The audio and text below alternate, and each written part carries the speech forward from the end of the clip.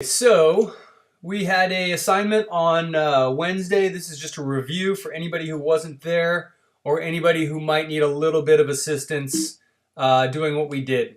So as I open up After Effects here, we'll take a look at a couple things in this tutorial. Some common problems you'll run into. I'll show you how to add music to your video. Now, the first problem I run into doing this on my home computer is that we downloaded custom fonts from dafont.com, and I don't have that font loaded up on my home computer, only on the computer at school. So what I need to do is re-download that font so that I don't run into this issue that says unable to connect to Typekit, missing font cannot be resolved. So Typekit is Adobe's font store where they try to sell you fonts, and if they can't find a font that you used, they'll try to connect to the store and tell you where you can buy it. But again, we downloaded ours from dafont.com. Here's the website right up here. And what you do is you just pick any font you like and click the download button. It's that simple. We download the font, and then we come on over here, grab it out of my downloads folder, and when I click on it to open it, you'll see that all I have to do is click install font.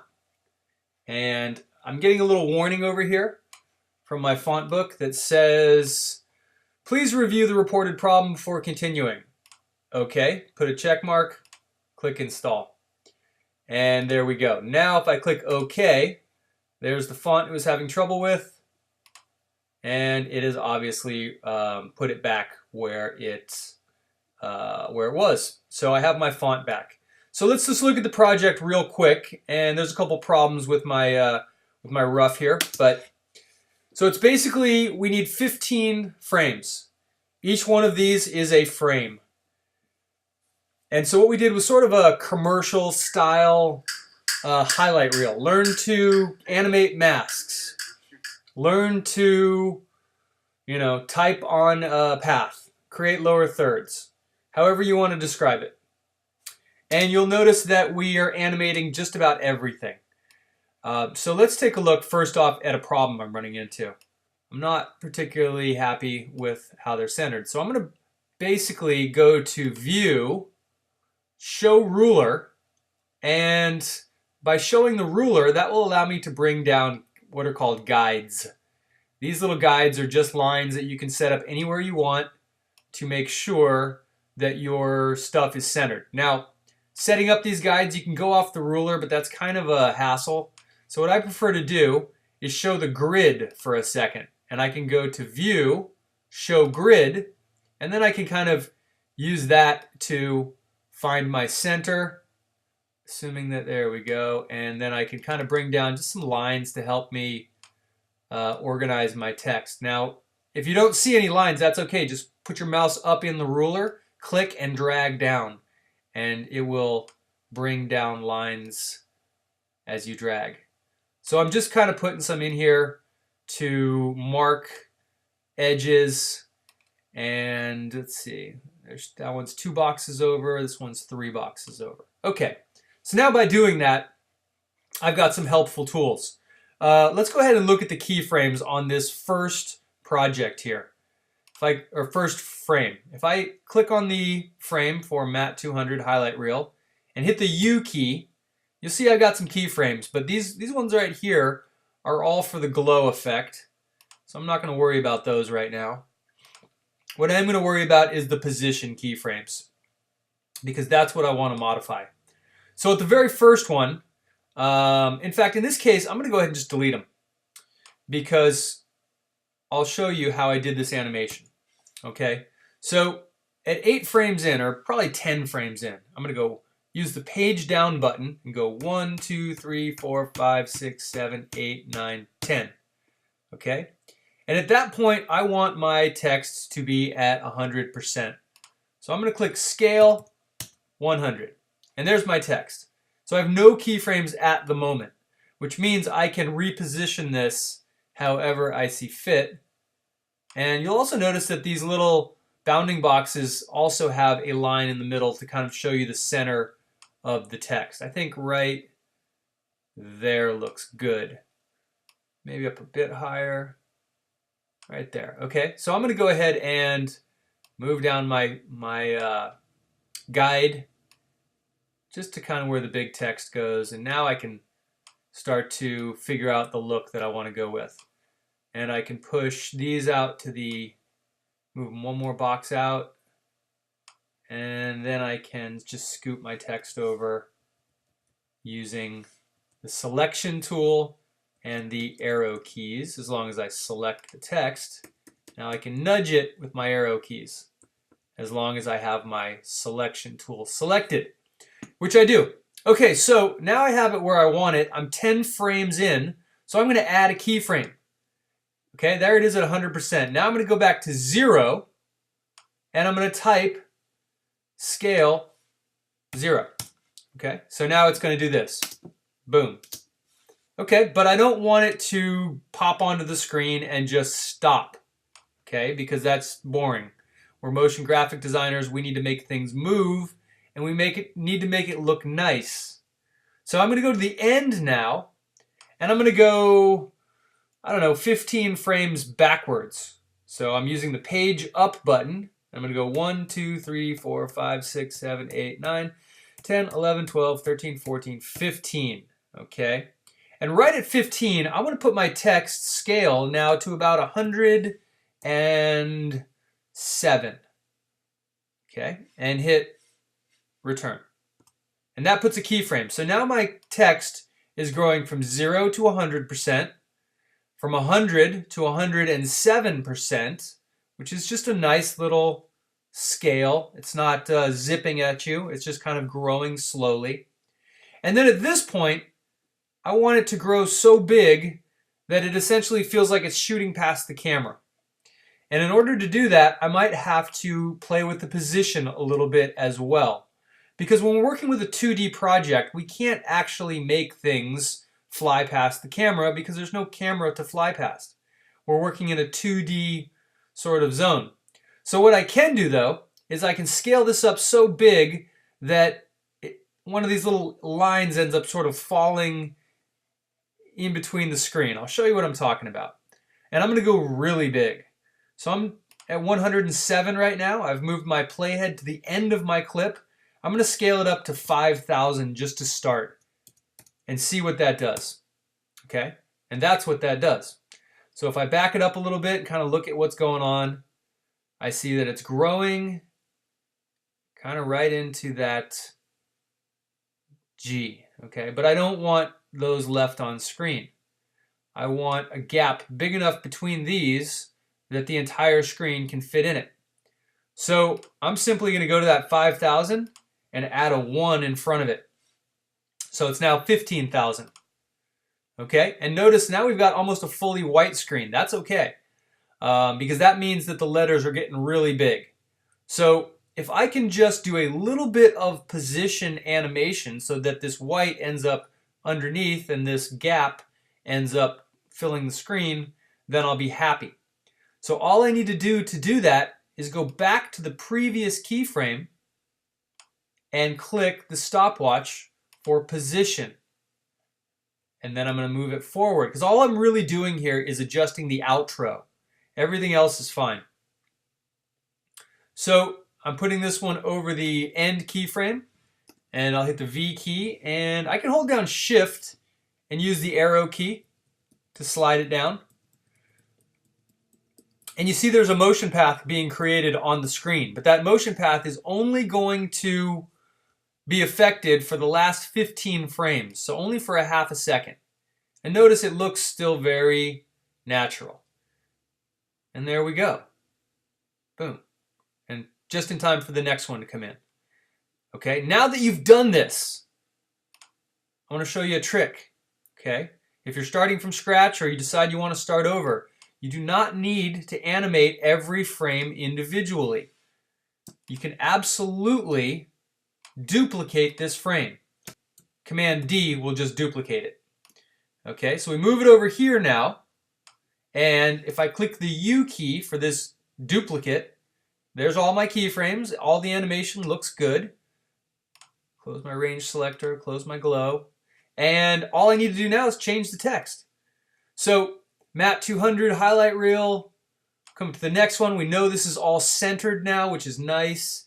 And I think I'd typed in something like After Effects Essentials or Learn After Effects Essentials.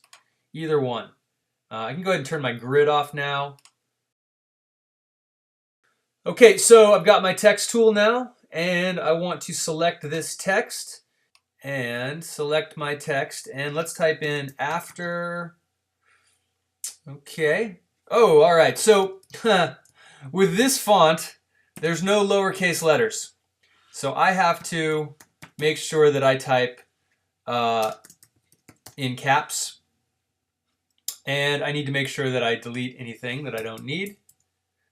And what I was thinking for this project was something like Learn After Effects Essentials, like, you know, green screening, all that fun stuff. So I'm going to leave that there, take a look back, make sure that it's looking good. A little low, but it zips off screen nicely.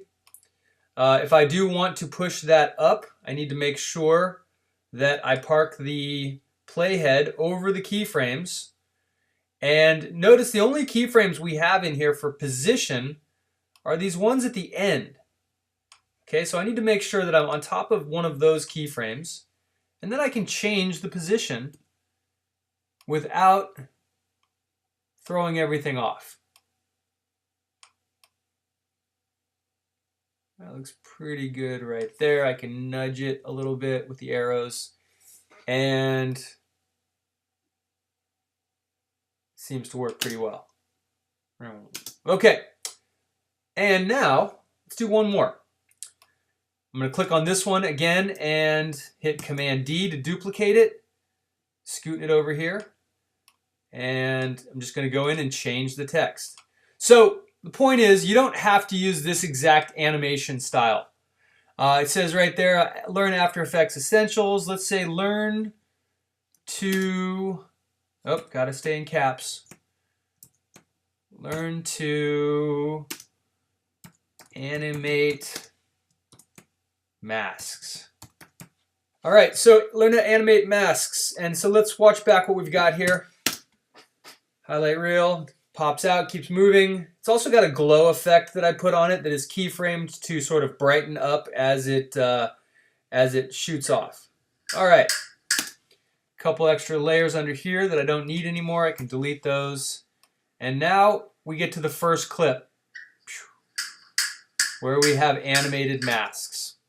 Again, this clip does not look like it is perfectly centered, so I can hit the U key for that layer. Play. It's holding still. Oh, starts sliding. Now that's a bad thing. We don't want that. So in this case, I'm just going to go ahead and re-keyframe it, which is easy to do. I'm going to go 8 frames in. 1, 2, 3, 4, 5, 6, 7, 8. I'm going to position it in the middle. Use the arrow keys to nudge it. And I'm going to add a position keyframe right there, because that's where I want it to be at that point in time. And now if I go back to the beginning, I can just simply drag it off screen. And since I clicked the stopwatch and added that keyframe, we get a motion path. So zips on screen. And now what I really want to do is I really want to duplicate this one right here, because I don't want it moving while it's on screen. I want it to hold this position. So I'm just going to click on this keyframe where I want it in the middle of the screen and hit Command C, Command V, and paste that over here. And then I can simply drag it off screen once I've moved the playhead to the end of the frame, as I did right here. There's that keyframe and that keyframe are the same. That's why it holds its position. This keyframe is different, and that's why we have motion. And that keyframe is different, that's why we have motion. So if we watch it again, slides on and slides off. And notice that the text kind of pops up right as it's sliding off. I like that effect. So what I want to do for all these keyframes is right-click on them and go to Keyframe Assistant and choose Easy ease. All right? And that's going to smooth the motion and kind of slow it down as it comes in. All right. So I don't want to take too much time on this. I'm going to go ahead and go back and do the same to these. Select all the keyframes, right click, and hit, try it again here. Put it over the keyframe, right click, and go to keyframe assistant, easy ease. Now notice there is a F9 key command that should do this. On my computer, F9 does not do this. If I open it up here, let's hit the U key.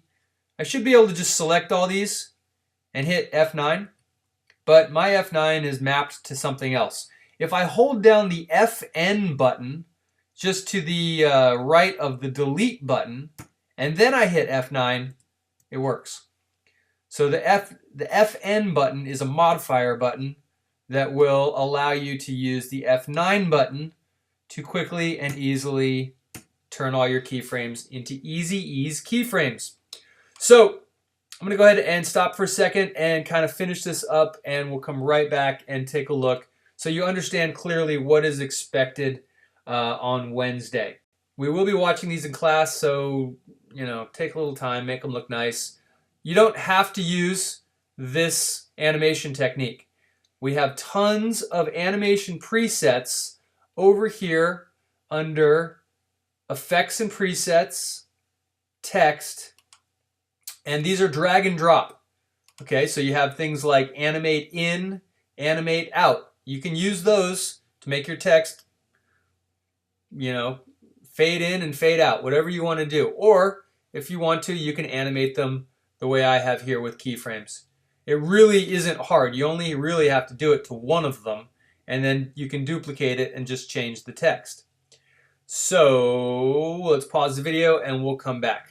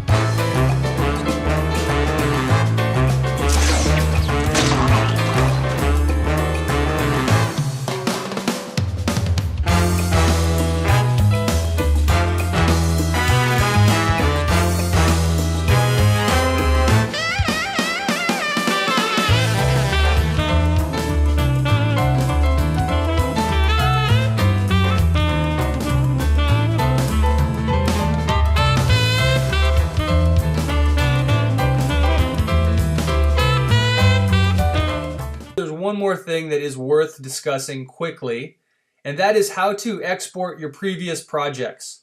So I'm just going to take a quick look. Everything seems to be there, and there's a logo, and bam. Okay, cool. So I'm just going to go File, Export, Add to Render Queue. Okay, there we go. Render queue is open.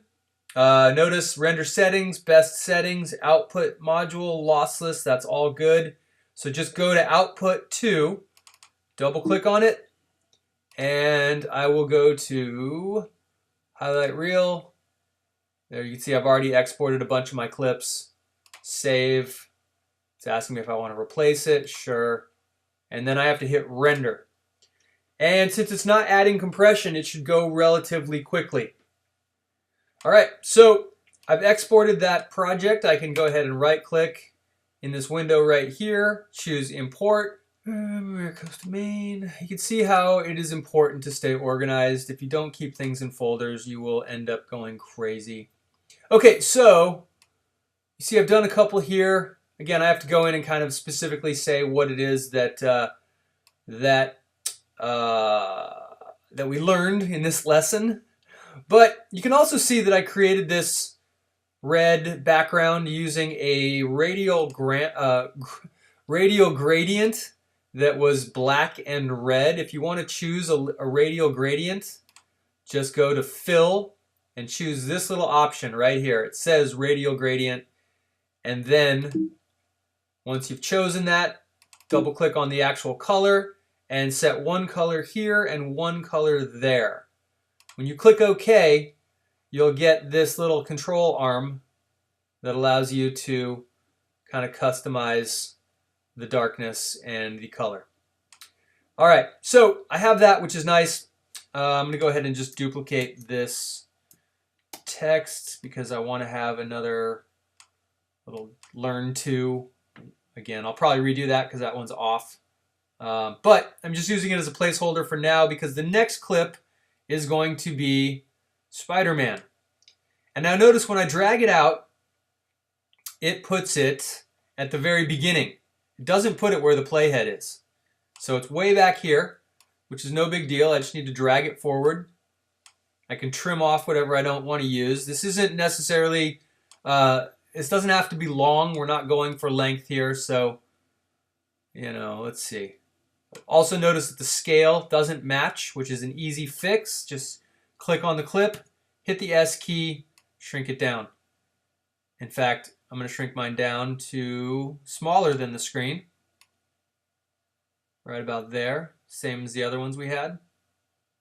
And I'm going to add a drop shadow to it. Just gives it a little more depth. So to quickly add a drop shadow, you can go to Layer, Layer Styles, Drop Shadow. And I don't like how the drop shadow kind of comes out on its own. I like to go in and make it add a little distance and add a little softness. So if I want to modify the drop shadow, I can come right over to my layer that I added it to, and there's layer styles right there. So I can go to drop shadow, and I'm going to add a little distance, and I'm going to add some size. There we go. Soften it up a little bit. I can lower the spread, and that way it looks more like a shadow. Okay. Kind of a long clip. Notice my shape layer ended early, so I have to pull that back out. And this is what we have at the moment. Okay, so if I want to make this move the same way that these ones did, in fact, this one right here, I can select this layer, hit the U key so I can see its keyframes. I can copy them by selecting them and hitting Command C. I can come over to this layer and I can paste them. Now, you don't see them, but if I hit the U key, there they are. Look, it pasted them way back here. Okay, but it is on this layer. So I'm just going to select them, drag them forward, and then space them out properly for this layer. And just like that, we've got animation. And it didn't take very much time at all to copy and paste and tweak them a little bit. Now notice it's not playing back in real time, but there we go. All right, so now I'm just going to grab another Learn To frame, hit Command D to duplicate it, and drag it over here so that as soon as this zips out, Learn To pops up underneath it. So I'll play with time a little. Oh.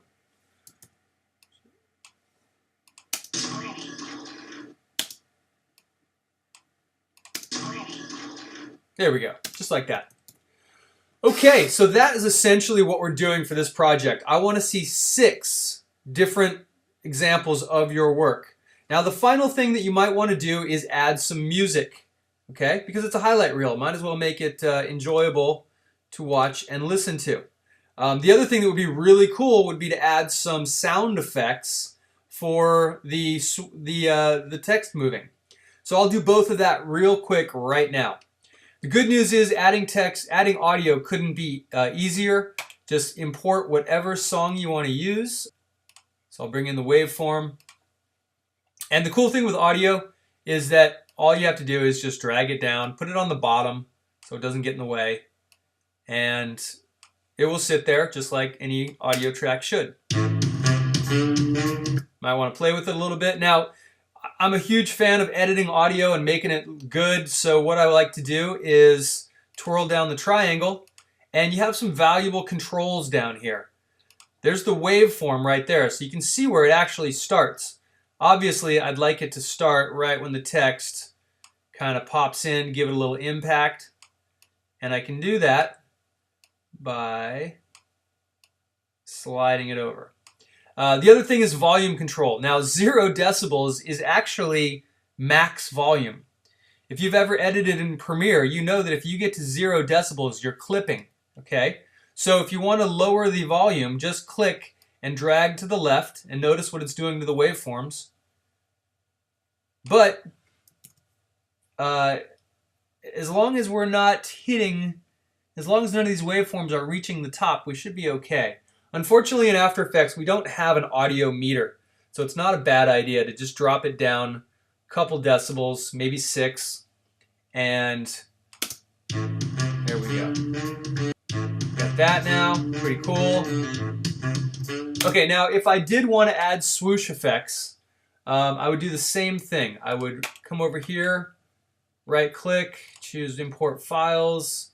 I click OK, and just watch how we edit this real quick, because if you're downloading sound effects off YouTube, you're usually going to get a track that has like 10 sound effects on it, so you're going to have to cut them down anyways. So I'm just going to do the same thing, drag it down, and open up its waveforms, because that'll show me the gaps between the tracks. And then I can see, oh, okay, cool. So if I want to, I can just hit Shift-Command-D to split the track in half. I can delete the second half if I don't want to use it. And let's just see what we've got. Okay, so there's a bunch of them right in here. I'm going to turn off the jazz for a second and go back and kind of examine this a little further.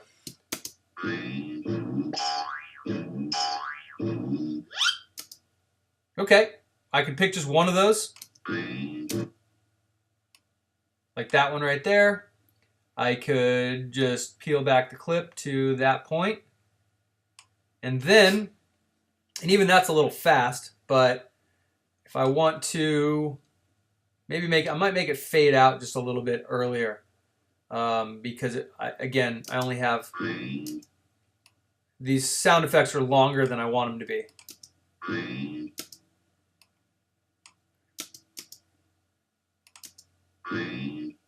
Okay, that's not too bad, but then again, I need to have one come in right after it. So I'll duplicate it, and then I'll bring one in for the next track. But I'm also noticing how there's a little dead space at the very beginning. So I'll peel that back, and we'll get something like this.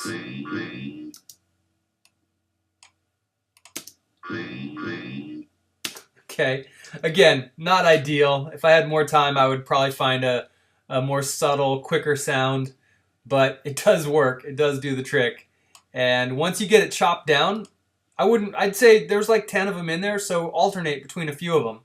But once you get them chopped down, you can add them in pretty quickly by just, you know, and just kind of fine tune the positioning. There you go. Again, it's going to get a little monotonous with this much text, but when you mix it all in together with the music, who knows?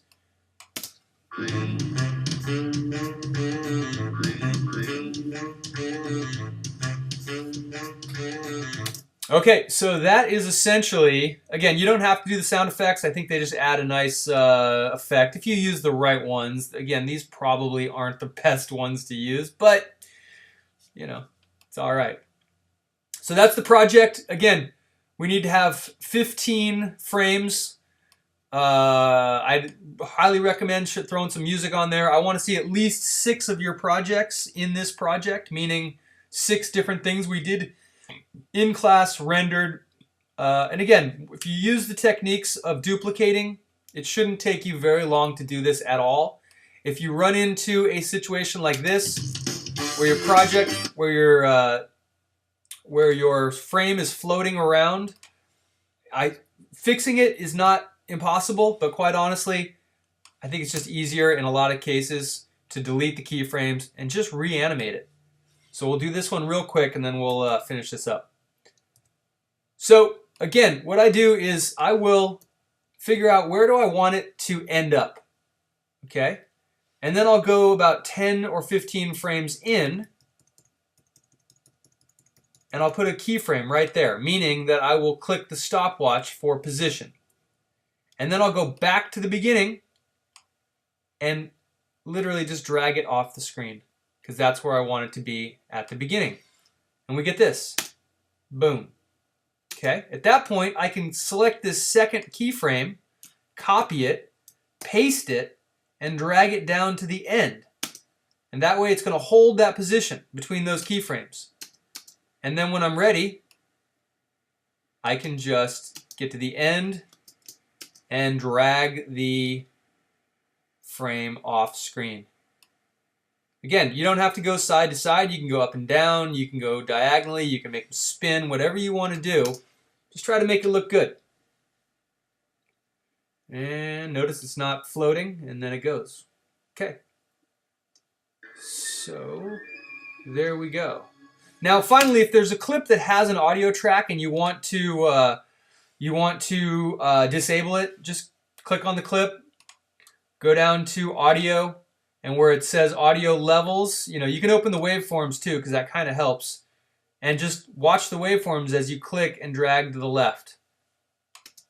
Now the audio is gone. But I didn't mind it, so I'll leave it in there a little bit. And so what this is going to do is act as a highlight reel. So I'd recommend putting your best stuff in there. And then when you're done, you can export this clip, and we are going to watch these in class.